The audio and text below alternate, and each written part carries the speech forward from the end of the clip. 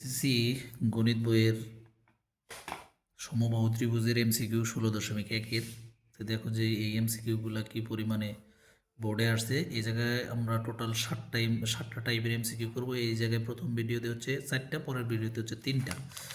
এই জায়গায় দেখো বাহু ত্রিভুজ মানে 3টা বাহু কি সমান, এই বাহু এই বাহু এই 3 বাহু সমান।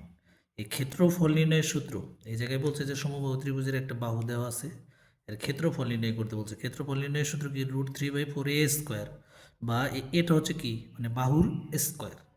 তাহলে এই জায়গায় হচ্ছে √3/4 আর এই জায়গায় বাহুর মান দেওয়া আছে আমাদের কত দেখো 6। তাহলে 6কে তুমি কি করো স্কোয়ার করো, 6কে স্কোয়ার করলে কত হবে √3/4, 6 6 36। তাহলে এটা দ্বারা কাটলে আমাদের কত হবে 9। এর মানে হচ্ছে 9√3, 9√3তে দেখো এই জায়গায় কত আছে 9√3। তোমাদের কিন্তু আগে সূত্রটা মুখস্থ করতে হবে, এই সূত্রটা। আর এটা যে বাহু এটাও জানতে হবে। তারপরে বলছে যে সমবাহু ত্রিভুজের ক্ষেত্রফল দেওয়া আছে, আর কি বের করতে বলছে আমাদেরকে বাহুর দৈর্ঘ্য নির্ণয় করতে বলছে।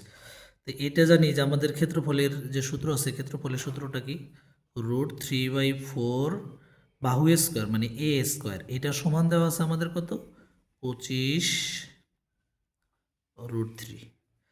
তাহলে আমরা যদি এটাকে এই পাশে রেখে বাকিগুলো একই পাশে দিই, a² 25√3 গুণন এটা কিন্তু এই নিচেরটা যায় কই উপরে আর উপরেরটা আসে কই নিচে √3। এই √3 আর এই √3 কি কাটা। তাহলে 25কে যদি তুমি 4 দ্বারা গুণ করো তাহলে হবে 100। আর এই পাশে কি a² ওই পাশে যায় হবে কত √, তাহলে 100কে স্কোয়ার করলে হয় কত √ করলে হয় কত 10। তাহলে এই জায়গায় হচ্ছে আমাদের 10।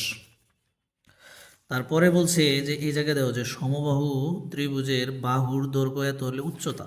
তাহলে এটার জন্য আমাদের সূত্র বইয়ের মধ্যে এই সূত্রগুলো নাই, তোমরা একটু বের করে দেখবা বা এটা থেকে লিখে পড়বা যে সমবাহু ত্রিভুজের উচ্চতা বা মধ্যমার সূত্র হচ্ছে √3/2 বাহুর দৈর্ঘ্য। তাহলে এই জায়গায় হচ্ছে √3/2।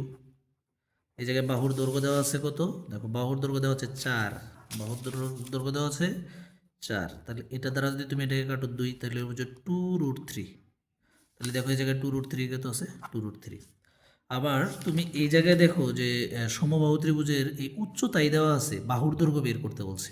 তো উচ্চতা দেওয়া আছে বাহুর দৈর্ঘ্য বের করতে বলছে, তাহলে এটা কিন্তু দেখো যে এটার মধ্যে √3 উপরে, এটার মধ্যে √3 উপরে, এটার মধ্যে কিন্তু √3 নিচে।